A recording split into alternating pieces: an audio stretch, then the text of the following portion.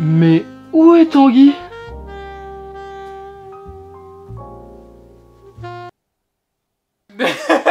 Oh.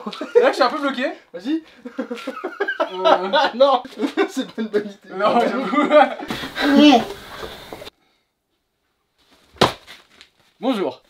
Bon, bienvenue dans cette vidéo. Vous avez été beaucoup à poser des questions sur moi, sur Life, sur les voitures, sur Paul, plein de sujets différents. Donc déjà, merci énormément pour votre engouement, merci pour votre soutien, à tous les messages. Je vous remercie pas assez, franchement, merci. Parce que sans vous, déjà, tout ce bordel là de SR20, moteur qui coûte cher, voiture qui coûte cher, tout ça, j'aurais jamais pu l'acheter tout seul. Sans votre soutien, bah c'est simple. On part comme ça, hop, à la casse. On va faire une petite foire aux questions, où je réponds à des questions qui sont, c'est simple, nos limites. On va chill, et puis j'espère que vous avez apprécié la vidéo, ça va être... je sais pas, ça va être long, je sais pas du tout comment ça va se passer, on va vraiment tout faire au feeling. Je vais prendre la cam. Oh, intimité. Eh bah dis donc, je t'ai volé 4000 balles. Oui, c'est cher le boîtier. C'est bizarre parce que c'est les tiens. Ouais, comme vous voyez, hein, y a pas mal de travaux. Petit sopalin. Et puis ouais, allez, on pose les chaises.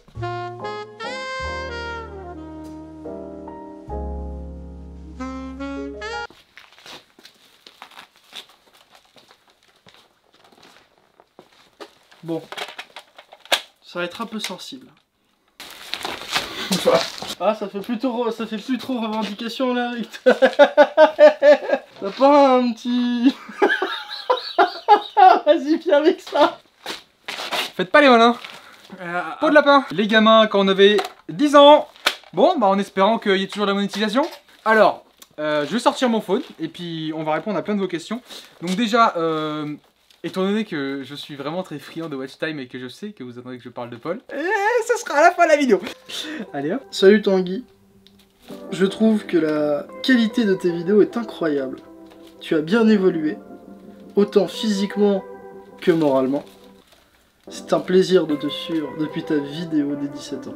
Ah, t'es un ancien. Nice, merci beaucoup mec, ça fait vraiment plaisir. Salut Tanguy. Comptes-tu un jour organiser des trainings ou événements de drift en France? Ça, j'y ai songé. En vrai, j'y ai songé parce que en ce moment, je pense que bah, du coup, il va y avoir d'autres questions comme ça. Les circuits, les événements...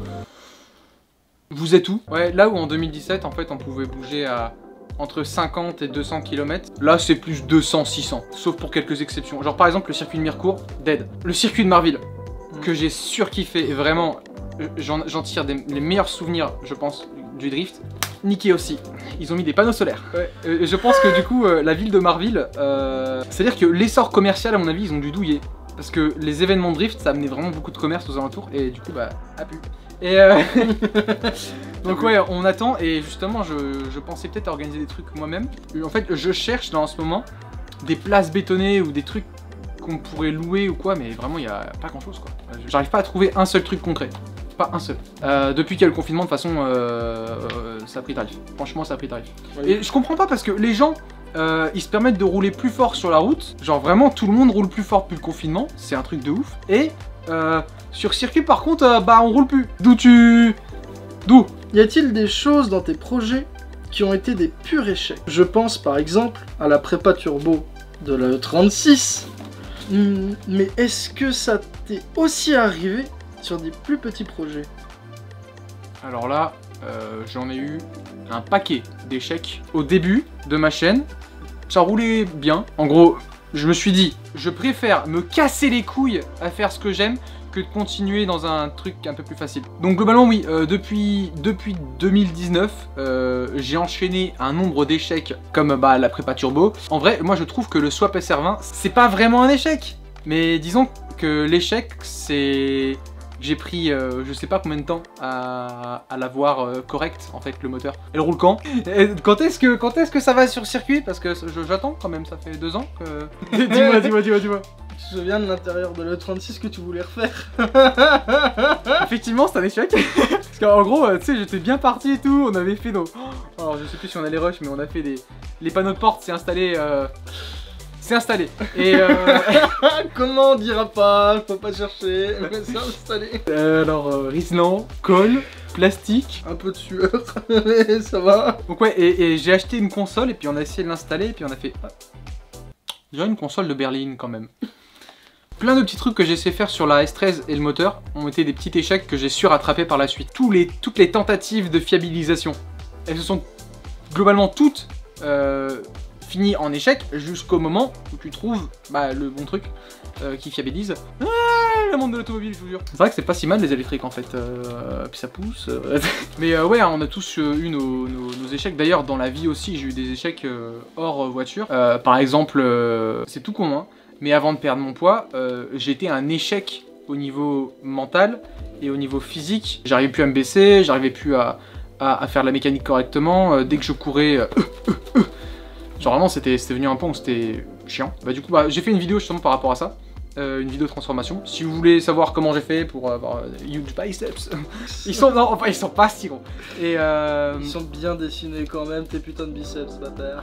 Et j'ai eu un nombre d'échecs dans mes relations aussi. Tu essaies de trouver ta personnalité et globalement tu finis par trouver les gens qui te correspondent. Et j'ai de la chance parce que j'ai mon meilleur pote à côté de moi et on est meilleurs potes depuis qu'on a, je sais pas, 8 ans. Ouais. Donc ça fait un bon bail. Ouais. Au début, on était dans une relation de love and hate. C'est-à-dire qu'on se détestait, puis on s'adorait, puis on se détestait, puis on s'adorait. Et ensuite, il s'est cassé. Ouais, il s'est cassé. Ouais, et puis on a fait oh le vide. Ah, le vide. Alors, attention, question un peu sensible. Que pensent tes parents de ton projet de vie et te soutiennent-ils? Ah.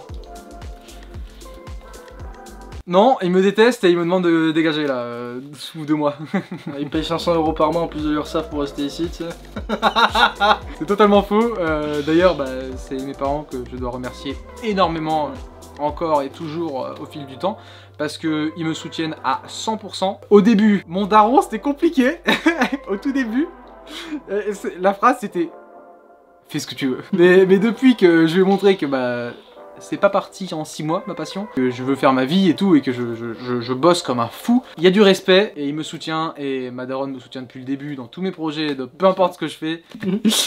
Et puis ouais, j'ai une grande chance, ils approuvent les projets, ils me soutiennent, et putain, ça aurait été difficile autrement. Salut Tanguy, depuis que tu as commencé à évoluer, je te trouve très inspirant. Alors ma question est la suivante. Selon toi, quel est le meilleur moyen de réussir sa vie? Ouf, je me suis construit ma réponse avec les années parce que je me suis dit c'est simple. Si tu deviens riche et que tu suis les clichés de, je sais pas, du manoir et de la Lambo et que tu es malheureux comme pas possible à l'intérieur, pour moi, ta vie sera réussie si tout simplement tu es heureux. Pour réussir, il faut que tu écoutes ton cœur et que tu fasses ce qui te passionne le plus. Et si t'as pas de passion ou de sujet qui te brûle, il va falloir commencer la recherche. Vraiment, vraiment fort. Il faut faire un point sur soi, prendre du recul et avancer. Quoi qu'il arrive, la vie te poussera vers un diplôme ou quoi que ce soit dans le genre. Parce que quoi qu'il arrive, c'est quand même mieux d'avoir quelque chose dans sa poche. Toujours bien d'avoir un backup. C'est ça. Moi j'ai un bac S et je peux reprendre les études à tout moment. Et va pas en boulangerie. Ah c'est dur hein. Ah j'ai les expériences, c'est dur hein. Ah pas bonne idée. As-tu fait des études spéciales et est-ce que tu vis uniquement de YouTube? Ah, bonne question. Alors, j'avais commencé des études spéciales en gestion d'entreprise, mais j'avais commencé YouTube avant. J'ai eu une chance assez monumentale que ma chaîne explose avant que je fasse mes études. Et ça m'a laissé le temps de me dire, bon, je tente le coup ou pas? Au moment où est arrivé le bac, je me suis dit, je tente le coup mais en même temps je fais des études. Qui s'est soldé 6 mois plus tard par le pire burn-out de ma vie. Impossible. Et du coup je me suis dit c'est soit les études, soit YouTube. Et je suis parti avec ma passion en me disant que dans le pire des cas, eh bah frère, si tu fais des études à 25 ans c'est pas grave hein. Je vis uniquement de YouTube. J'ai pas de dépenses comme la plupart d'entre vous qui sont seuls en appartement. Par exemple le loyer, l'assurance habitation, les factures d'eau, d'électricité, de téléphone, etc., etc. Ça j'ai pas encore. Admettons qu'il soit seul de son côté et qu'il n'y ait que YouTube.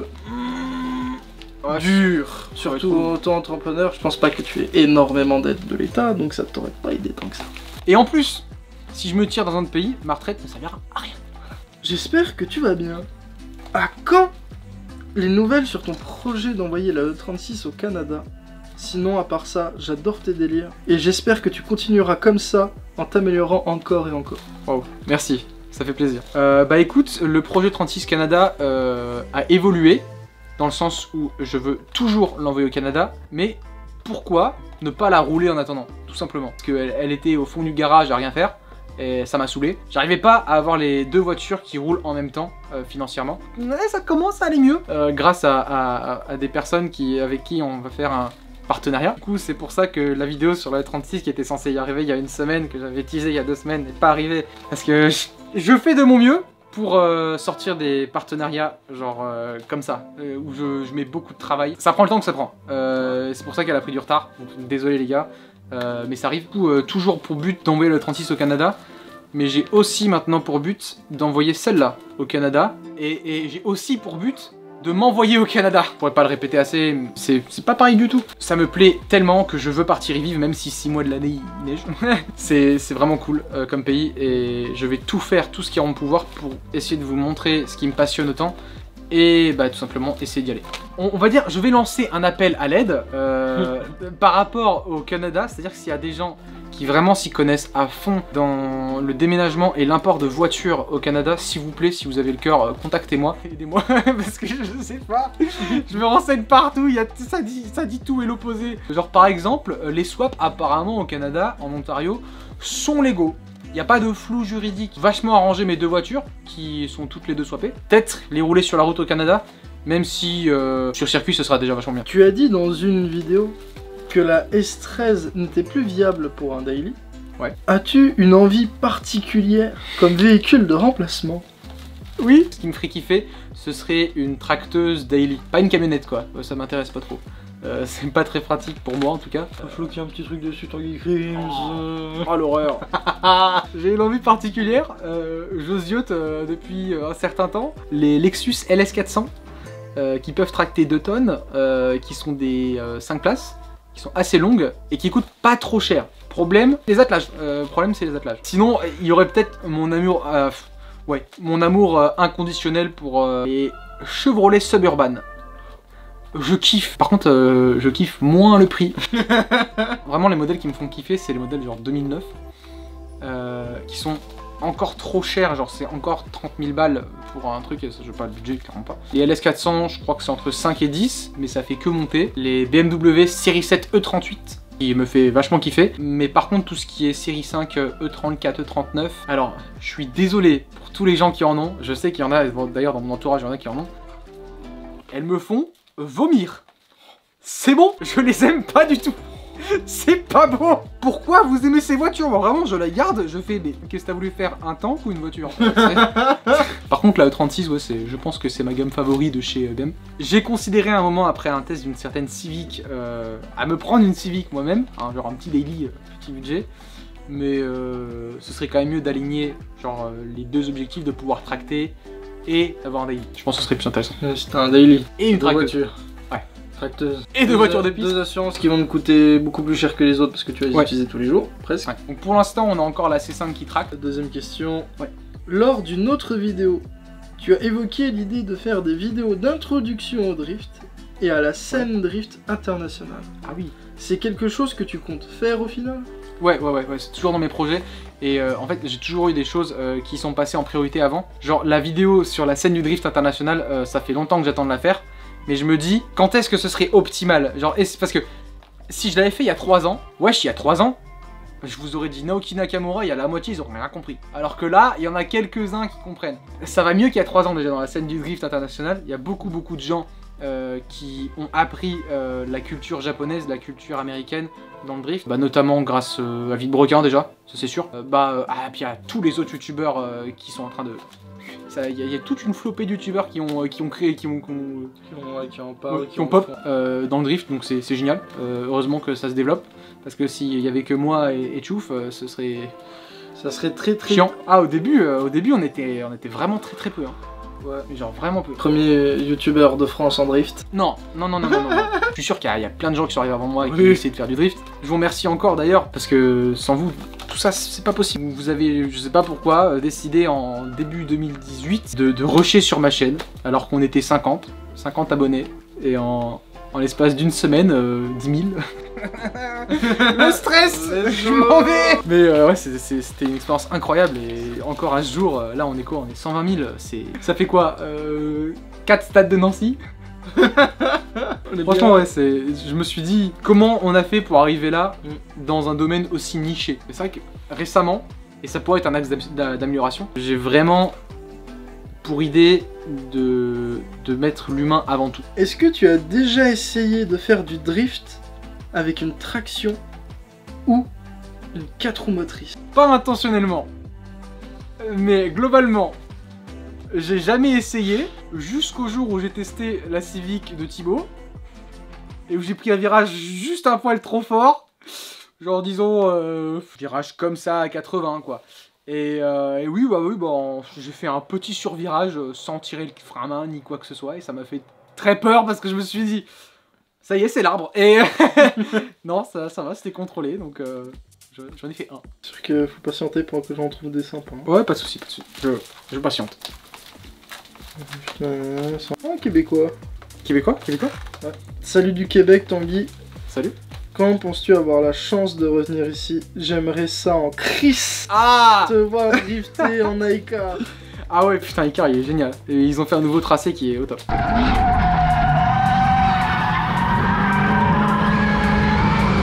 Je crois avoir vu que le Canada a levé des restrictions par rapport au fameux virus et qu'on pouvait de plus en plus facilement venir. Donc j'espère, si j'ai les thunes, disons le plus tôt, même si il y aurait un autre voyage que j'aimerais faire un tout petit peu avant. J'en parlerai, enfin, je me porterai pas la poisse. Il faut. Ah putain, viens de spoiler les gens, fait chier. C'est sûr qu'ils ont tous deviné. Entre guillemets, ouais, ouais, ils ont tous deviné. Comptes-tu faire des vidéos taugées? Il faut que ce soit légal. Donc, ça va être dur. Et disons que entre les taugés japonais et les taugés français, autant, ok, dans les Alpes, peut-être qu'il y a des bons taugés, mais à Nancy, des plaines et des mini-collines. Par contre, peut-être faire des vidéos taugées dans les Vosges, où c'est pas trop loin de Nancy. Mais ça voudrait dire du coup privatiser une route et tout. Parce que je suis pas sûr d'avoir le pouvoir de faire en tant que youtubeur de 22 ans qui vit encore chez ses parents quoi. Si vous êtes d'une mairie d'une des villes qui sont dans les Vosges et que vous avez un taugé par loin de chez vous et que vous voyez cette vidéo, n'hésitez pas à m'envoyer un mail, même si je dois vous payer pour faire ça, n'hésitez pas, n'hésitez pas. Si vraiment il y a des gens qui veulent, moi je suis chaud. Oh merde. Déjà merci pour tes vidéos. Merci à toi. Tu m'as même motivé à acquérir une S13. Oh. Oh, il est chaud. Attention, que penses-tu de l'inflation du marché de l'occasion? Salut mon pote. J'en ai marre. Des stress stock vendus plus de 20K avec 100K km. Je crois qu'il y a 10-15 ans ça se vendait genre 10 fois moins cher. Sans deck. Fallait investir. Ah, j'ai investi techniquement. On va dire que techniquement, même au prix où je l'ai acheté d'origine, celle-là j'ai investi vu du prix d'aujourd'hui. Mais moi, c'est pas un investissement. Hein. Dans ma tête, je la garde à vie, comme le 36. Donc c'est pas un investissement. Hein. C'est juste, je l'ai acheté à l'époque où elle était pas trop cher. Est-ce que tu comptes repeindre la S13? Et est-ce que tu pourras faire un time-lapse quand elle sera finie? Ah, genre de la peinture? Ouais. Ah, ça serait pas mal d'avoir une. Ouais, tout du long une timelapse. Ouais. Eh bah écoute, Mike, t'as du boulot. Désolé. On est copains. Salut, copains. Du coup, ouais, il dirige une carrosserie et en fait, j'aimerais bien la repeindre un jour, effectivement. Parce qu'elle a plein de défauts. En attendant, je vais peut-être les corriger avec un pinceau de peinture. Ça se fait, genre vraiment les plus gros défauts, que ce soit pas visible de loin et de moyen, mais ça se verra toujours de près. Mais ouais, au long terme, j'aimerais vraiment la repeindre. J'ai pas encore fait de choix définitif de couleur. Globalement, j'ai quand même une idée en tête. Par contre, ça se fera pas tout de suite, c'est sûr. Parce qu'une peinture, surtout si je vise ce que je veux, c'est bien 5000 balles. De toute façon, les peintures, c'est cher. Quand c'est une peinture complète, c'est cher. Tu dois tout repeindre. Hein. Même le châssis si tu veux. De toute façon, elle sera mise à nu, ta truc elle sera mise à nu, il y a tout qui va démonter de partout et chaque pièce sera faite à chacune. Je songerais bien à la timelapse parce que ça va être sympa. Par contre, faut voir si avec Mike c'est possible mettre une caméra dans sa cabine de peinture tout du long quoi. Je pense qu'il te fasse un petit atelier, ça serait pas dégueulasse. Genre où t'es là dedans, parler un peu de ça parce que peut-être qu'il a des trucs à t'apprendre dessus ou machin, c'est toujours bien l'expérience. Ouais. Bah il sait faire. Par contre, je crois qu'il délègue beaucoup puisqu'il est vraiment patron. Ouais, bah, en fait, il faudra voir avec lui quand le moment arrivera de la repeindre, si c'est possible d'avoir des exclus et tout. Qu'est-ce qui est devenu la S13 que tu avais acheté au Canada? Ah, ok. Alors, ça, je crois que j'avais déjà répondu il y a longtemps. Mais effectivement, ça peut être bien d'avoir une piqûre de rappel. Au tout début de la vidéo de l'achat de la voiture, j'ai bien expliqué que c'était comme une location. C'est-à-dire que je l'achetais, puis je la revendais après. Et du coup, je l'ai revendu dans les 6 mois après, je crois. En plus, je l'ai revendu au proprio initial. Donc c'était vraiment... Let's go. En fait, il la voulait plus, je l'ai racheté, je l'ai roulé, il a vu, il a fait... À moi. Et merde, je la reveux. Elle me manque un peu quand même, cette petite S13 au Canada. Elle était marrante quand même. T'auras quelque chose de pas mal quand même. Ouais, celle-là me plaît beaucoup plus. Parce que c'est vraiment mon projet où j'aboutis tout ce que je veux dessus, donc forcément, mais... Je veux m'entraîner au drift. Mais mis à part des spins et des raquettes, sur Assetto Corsa, je fais rien. Ouais. T'as mis combien de temps avant de faire un virage propre? Alors je crois me souvenir que c'était 30 ou 50 heures avant de faire un drift propre. T'imagines toi, entre 30 et 50 heures, c'est la durée d'un jeu solo, genre bien garni. C'est long, donc il faut s'accrocher. Et c'est pour ça que là j'ai 4500 heures. Il faut juste s'entraîner. Il y a plein de questions dans un seul truc, elles sont cool. Ok. Comptes-tu rouler ta E36 cette année? Ah, cette année ça va être chaud parce qu'on approche déjà de la fin d'année. J'ai vu quand même qu'il y avait 2-3 événements drift, mais le problème c'est qu'ils sont limités à 95 décibels. Après la confection du nouveau silencieux pour faire moins de bruit, elle faisait déjà 96.2. Et juste pour vous donner une idée, quand tu fais, je crois, 2 décibels de plus, ou 3 décibels de plus, le bruit perçu est 2 fois plus fort. Tu remets ta line stock quoi. Et j'ai regardé, potentiellement pour remettre ma line stock, que je n'ai plus, hein, donc faut en racheter une. Je vais mettre M3. Donc collecteur M3, donc le silencieux, c'est là où je douille. C'est-à-dire que j'ai revendu 100 balles à l'époque, parce qu'il encombrait, ça coûte 600 balles maintenant.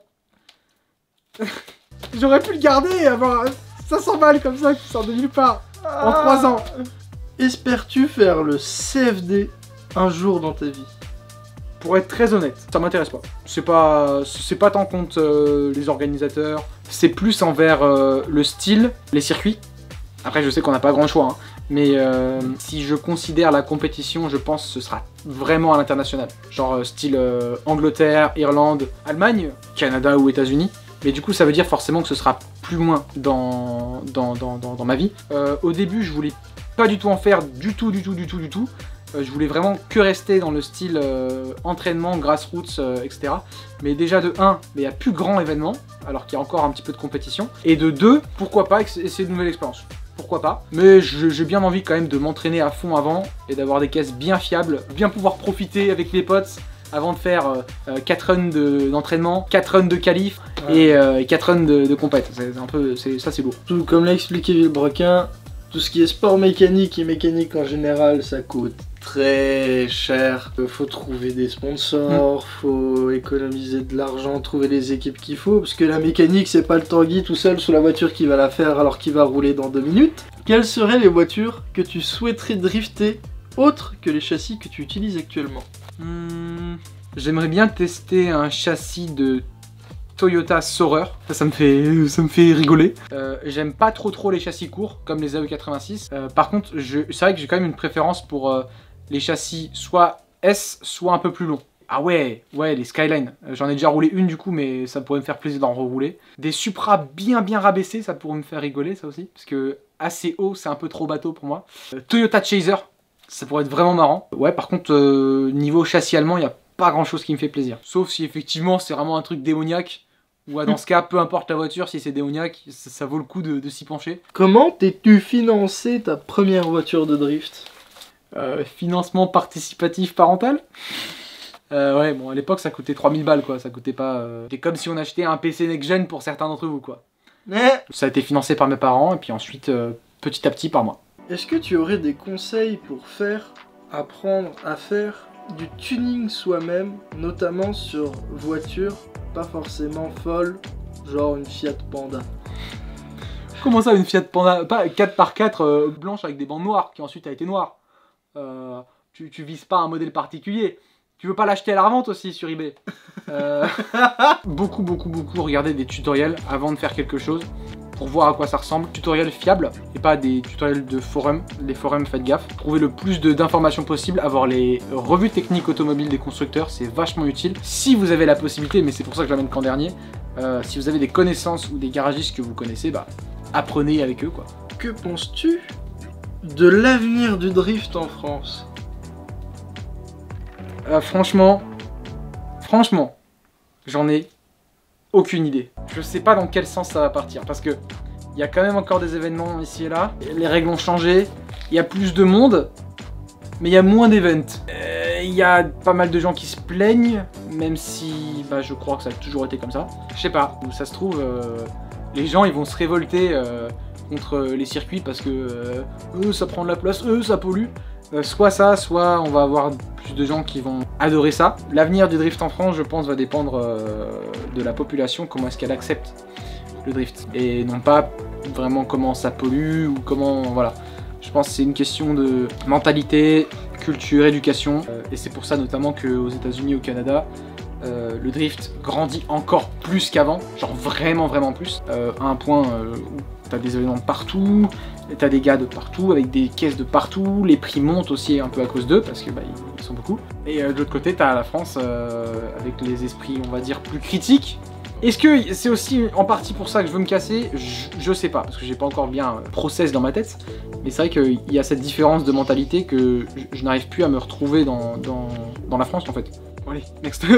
En dehors du drift, quels sont tes sports mécaniques favoris? Juste derrière le drift, il y a le time attack en voiture tunée. Pas les grands tourismes ultra vénères GT500 qui vont super vite, mais plus les voitures que tu retrouves dans la rue qui sont modifiées à fond. Un peu comme l'équivalent de la S13, mais version grip à fond. Ça j'aime bien. Genre derrière, ça ne me dérangerait pas. Si un jour, par exemple, par pur exemple, hein, je me retrouvais avec une Mitsubishi Evo à faire du grip. Inch'Allah. Alors ça coûte... ça, je pas tout de suite. Hein. Dur. Penses-tu faire une vidéo avec Road to Drift ou un autre youtubeur? C'est vrai que je me suis retrouvé à faire très peu de collaborations dans ma vie. Tout simplement, je ne regarde pas le contenu du drift français. Désolé les gars, déjà je suis occupé dans ma vie. Et globalement, quand je me divertis sur YouTube, c'est plus soit le contenu du drift anglais, que je surkiffe, parce que ben, c'est une grande source d'inspiration pour moi. Soit les youtubeurs comme Squeezie ou Poisson Fécond, je les adore et c'est... Bon, comme beaucoup d'entre vous je pense. Je serais pas contre une collab, mais c'est vrai que j'ai jamais vraiment franchi le pas, demandé aux gens, fait des choses. J'essaie d'abord d'avancer dans ma vie quoi. Je suis pas contre. Disons que ça joue souvent à l'opportunité et à l'instant présent. Il y a moyen que tu passes ta configuration en jeu et tes modes Assetto Corsa? Ah oui, configuration en jeu genre... Ouais, volant, machin. Déjà, tout mon setup est sur la chaîne Twitch. Ou hein, quand vous êtes... en live avec moi et que vous me posez la question, y a pas de souci, je vous montre ça. Voilà, petite auto-promo finalement, le petit Twitch. Venez me parler. S'ils ont de la chance. Ouais, si vous avez de la chance. Ouais, s'il y a le bon timing, peut-être qu'il sera encore en live. Voilà. Ouais, j'essaie de liver une fois par semaine, même s'il y a eu un trou là ces derniers temps avec pas grand chose. Vous comprendrez pourquoi. Quoi? Non, elle est un peu con, un peu conne. Prévois-tu de nous faire des vidéos style vlog si tu pars vivre au Canada? Non, je vous abandonne. Non, YouTube, c'est surcoté de toute façon. C'est honteux. Vas-y, viens, on la vend. C'est le mec qui renie tout ce qu'il vient de dire avant. Et il l'a. Bon, les gars, elle est sur eBay. 70 000 balles.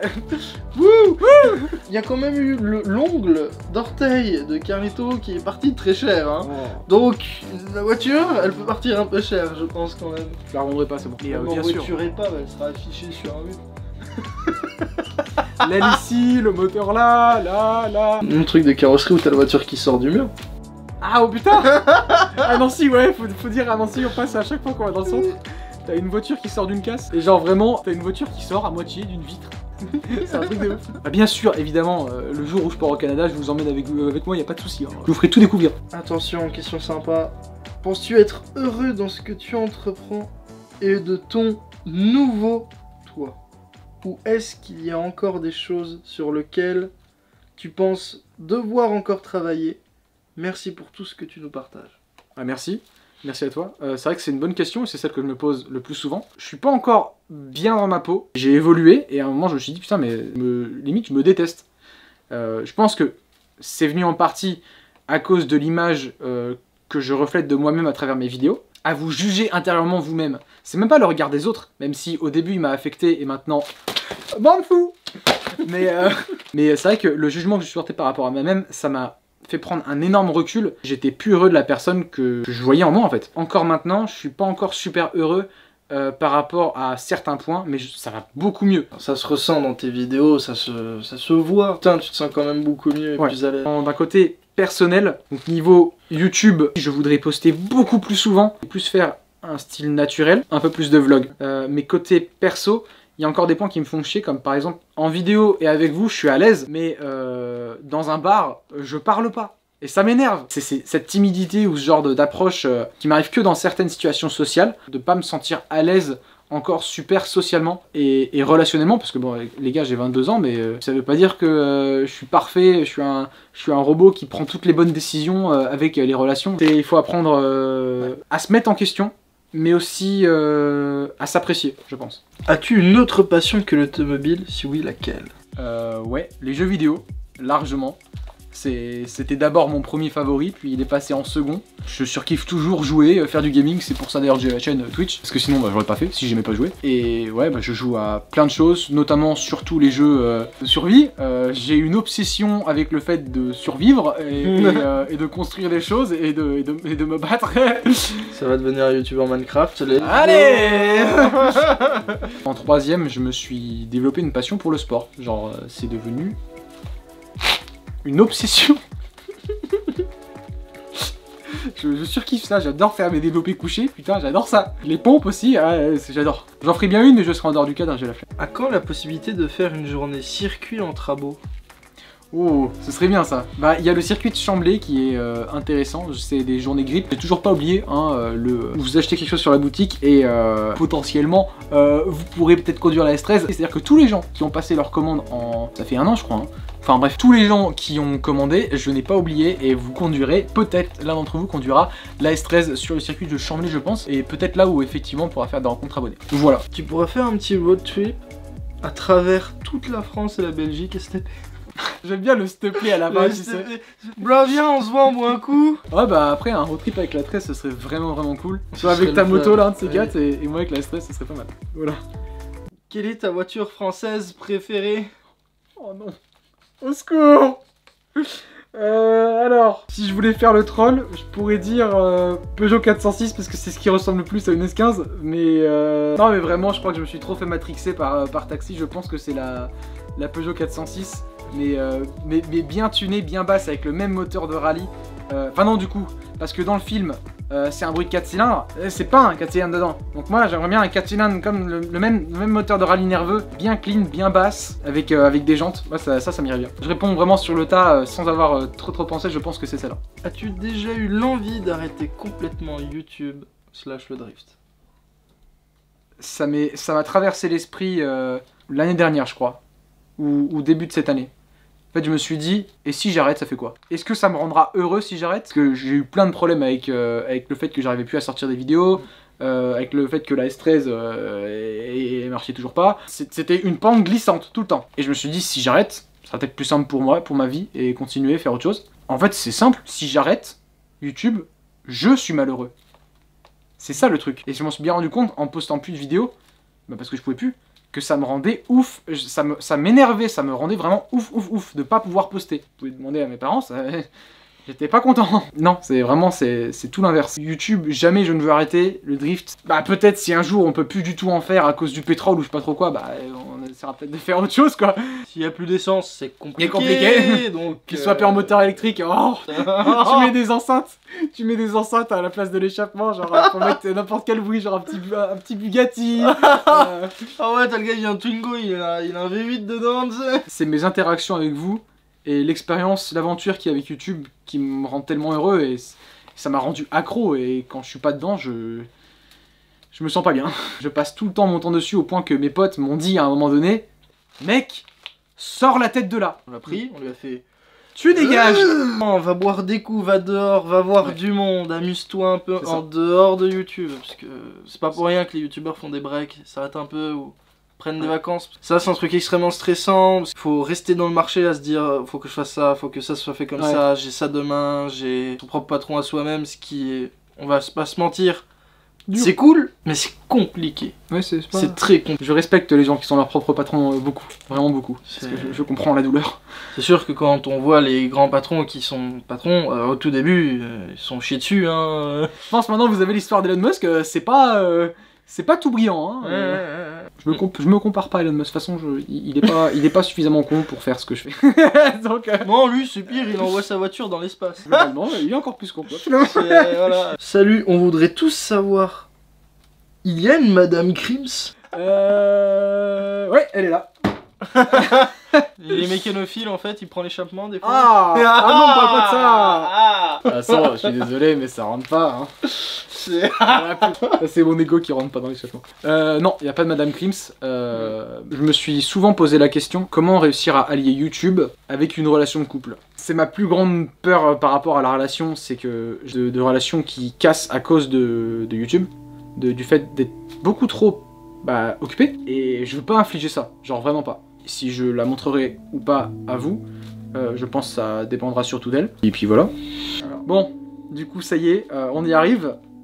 Où est Paul? Les gars, j'ai un truc à vous dire. Et je vais juste le dire. Donc effectivement Paul il est plus là. Et il y a une raison à ça. C'est que on est partis chacun de notre côté. Pourquoi? Notre relation ça allait plus. En fait, parfois, les gars c'est comme ça. Une relation ça va plus, tu t'entends plus comme avant, c'est plus pareil. T'essaies de raviver le truc alors qu'il n'y a rien à raviver. Et du coup voilà. Il faut en vouloir à personne, d'accord? C'est comme ça. Et je lui souhaite vraiment le meilleur, que peu importe les ouais c'était mieux avant qui vont arriver. Le plus important c'est qu'on soit tous les deux heureux. C'est vraiment ultra important. Mais ouais, c'était vraiment cool le chemin qu'on a fait ensemble, vraiment. Voilà les gars, on évolue tous dans nos vies et c'est un nouveau chemin autant pour moi que pour lui. Donc n'hésitez pas, si vous voulez suivre ses aventures, il y aura son Insta en description. Et puis voilà. Ah oui, optionnellement, allez pas le harceler, hein, ce serait bien. Pas de haine. Oui, pas de haine. Donc voilà les gars, c'est la fin de la FAQ. Je sais pas à quel point elle aura été longue, c'est sans filtre. Du moins sans filtre par rapport à la guideline de YouTube. Donc ouais, j'espère que ça vous aura plu. Il y aura peut-être prochainement des trucs sur le merch qui vont arriver. Je dis pas plus parce que c'est vraiment encore au stade de pré-production. Et ouais, on bosse là-dessus aussi, on n'a pas oublié. Allez, sur ce, la puissance retient tous. Salut.